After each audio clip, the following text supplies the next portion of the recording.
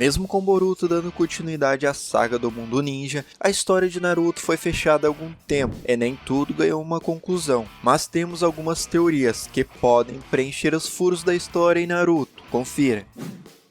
E aí galera, beleza? Aqui é o Ronaldo, sejam bem-vindos a mais um vídeo do canal. E no vídeo de hoje iremos falar sobre as teorias de Naruto que fazem sentido. Então, se você curte notícias e curiosidades de animes, está no lugar certo. Aproveite e já vai deixando o like, se inscreva no canal para não perder os próximos vídeos. E não se esqueça de ativar o sininho e compartilhar os vídeos com seus amigos, beleza? E bora pro conteúdo!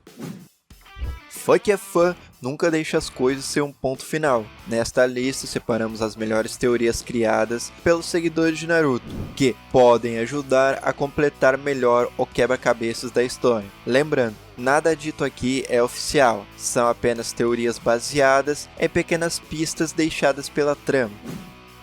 Kabuto era espião do Jiraiya? Se tem uma coisa que nunca ficou exatamente clara na história, era onde estava a lealdade do Kabuto, ou se ele tinha alguma realmente. Ele servia como um espião para Orochimaru, mas também para o Sasori, e depois agia por si próprio. Também ninguém nunca soube explicar de onde o Jiraiya tirava suas informações sobre a Akatsuki e sobre o Orochimaru. O Sennin dos Sapos era um dos personagens mais inteligentes e bem informados da história, mais até que os Kages, em certos pontos. Para tirar informações específicas desses dois alvos, ele realmente precisava de alguém infiltrado. Assim, muita gente acredita que o Kabuto serviu como um espião para o Jiraiya. Se a lealdade dele era tão dúbia, não é difícil de acreditar que essa ligação existiu. Inclusive, durante a batalha entre os três Sannins, o Kabuto nunca ataca o Jiraiya, o que usam para sustentar essa teoria. Orochimaru alterou as memórias da Karin. Falando na Floresta da Morte, a Karin, que é a mais obcecada pelo Sasuke que a Sakura, diz que conheceu e se apaixonou pelo rapaz lá, quando ele bravamente salvou sua vida. Essa história sempre pareceu estranha, porque o Sasuke nunca foi do tipo de salvar alguém, principalmente em uma situação dessas. Nós também não vemos a Karin no exame, ou isso acontecendo. É quase como se fosse uma memória falsa. Conhecendo o Orochimaru, como a gente conhece, alguns fãs surgiram com a teoria de que, além de tudo, a pobre Karin teve suas memórias alteradas pelo vilão. Como os poderes dela serviriam como uma ferramenta para o crescimento do Sasuke, essa seria uma maneira feita exatamente com a intenção de fazê-la seguir o rapaz, sem questionar, doando toda a sua vida para ele. Kakashi é descendente do clã Inuzuka? Essa é bem simples e completamente plausível. Sempre ouvimos falar sobre o pai do Kakashi, o canino branco de Konoha, mas nunca soubemos quem é a mãe do eterno sensei do time 7. Isso é algo importante em Naruto, visto que as famílias podem carregar Kiki Genkai e linhagens de jutsus muito específicos. Pensando nisso, alguns fãs deduziram que é possível que a mãe do Kakashi venha do clã Inuzuka, ainda que o pai do ninja tenha toda uma conexão com cachorros. A mãe dele ser uma Inuzuka faria todo sentido, visto que toda a afinidade do Kakashi com cães tem os jutsus de invocações com os Ninkens, e é dito que o olfato dele é melhor do que o do Kiba.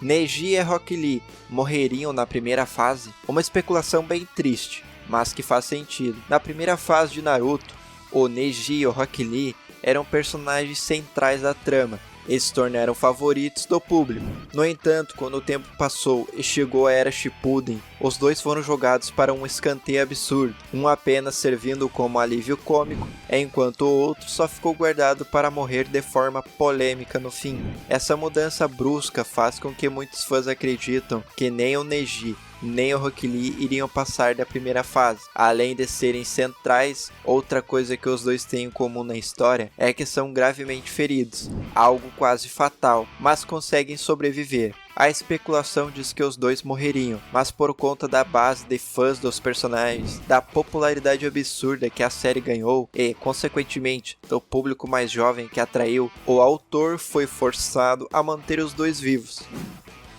Hiruzen, o mais forte? Em uma vila com nomes como o do Hashirama, Tobirama, Minato e até a Tsunade, muita gente se pergunta por que, na primeira fase, o terceiro Hokage, Hiruzen, era chamado de o ninja mais forte de Konoha. Ele entrega sim uma belíssima batalha contra o Orochimaru, que arrepia só de lembrar, mas ainda assim parece um pouco abaixo do esperado, não?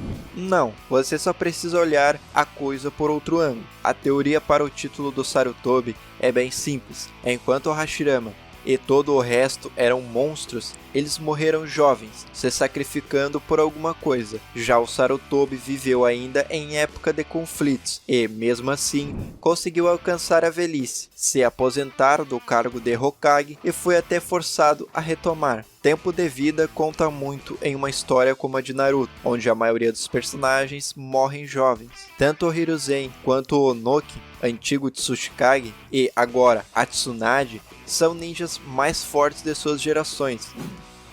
A vingança do Obito sobre a Vila da Névoa. Vamos falar sobre uma teoria sombria, que, se for correta, pode até fazer uma pontinha na nova saga de Boruto. Demorou muito para encaixarmos todas as peças, mas, no fim das contas, a história do Kakashi e do Obito é realmente trágica. Podemos dizer que a roda de Naruto começou a girar quando a Rin morreu para o Haikiri do Kakashi, depois de ser sequestrada pela Vila da Névoa e se tornar a Jinchuriki do Sanbin. Essa teoria diz que, mesmo sabendo que era tudo um plano do Madara para contorná-lo de vez, o Obito guardou um rancor profundo da Vila da Névoa por conta desse episódio. Assim, anos depois, quando surge o quarto Mizukage, Yagura, com o governo mais sangrento que a vila já viu, controlado pelo Obito, muitos fãs acreditam que a queda da névoa foi a vingança do ninja por conta da Rin. Assim, controlando o Mizukage, ele trouxe a época de maior terror que a névoa já viveu, como uma resposta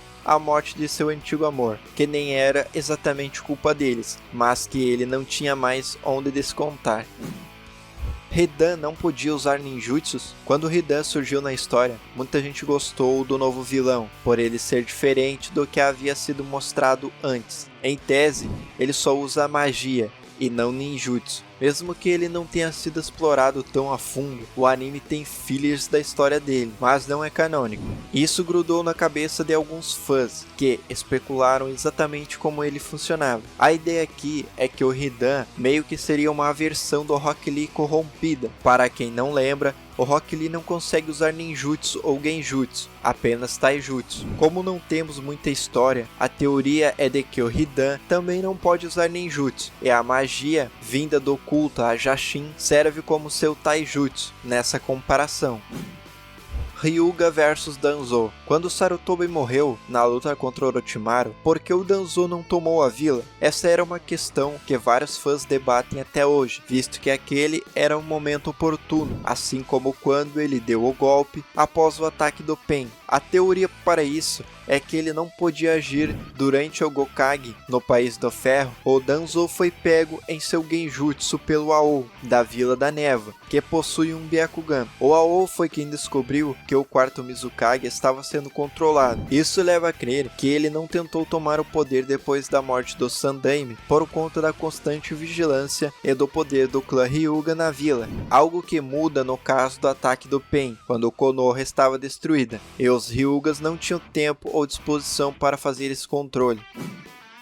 Um futuro obscuro para Sarada? Sobre o Orochimaru, em Boruto ele está na paz. Bom, o máximo na paz que se pode esperar de alguém como ele. Depois da guerra, mesmo com todas as atrocidades do passado, parece que ele e Naruto chegaram a um acordo. Ele vive fazendo seus experimentos em um canto, sem incomodar ninguém ou causar grandes problemas, vigiado sempre. Mas isso não engana os fãs. Tem quem acredite que ele ainda será um grande vilão nas histórias de Boruto, principalmente agora que ele tem um novo corpo. A teoria leva em consideração o quão inteligente o Orochimaru é. Ele sabe que não pode vencer nem Sasuke nem Naruto.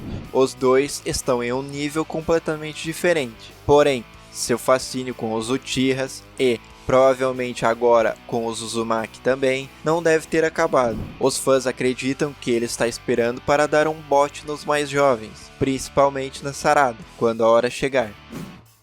Pen agindo na primeira fase? Essa é bem curiosa. Lá atrás, na primeira fase de Naruto, o exame Chunin foi uma das sagas mais marcantes de todo o anime. E dentre as fases do exame, a Floresta da Morte era uma das mais legais. Nela uma coisa interessante acontece, que, conhecendo toda a história hoje, rendeu uma teoria bem bacana. Em certo momento, o time do Gaara é atacado por uma equipe de ninjas da Vila Oculta da Chuva, o time Shiguren, o que acaba em Gaara mostrando todo o seu potencial de vilão para o arco. Porém, hoje sabemos que quem governava a Vila da Chuva naquela época já era o Pain, e a Akatsuki, na verdade, era a época de começar os preparativos para o evento da caça às bijus. Assim, essa especulação diz que esses ninjas da chuva foram ordenados pelo Pain para atacar o Gaara.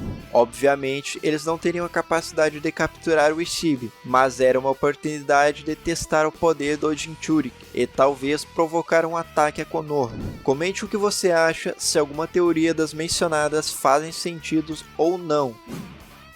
Então esse foi o vídeo, espero que tenham gostado. Se curtiu, já deixa aquele like para fortalecer, se inscreva no canal e compartilhe, beleza? Então é isso aí, tamo junto, é nóis e eu fui!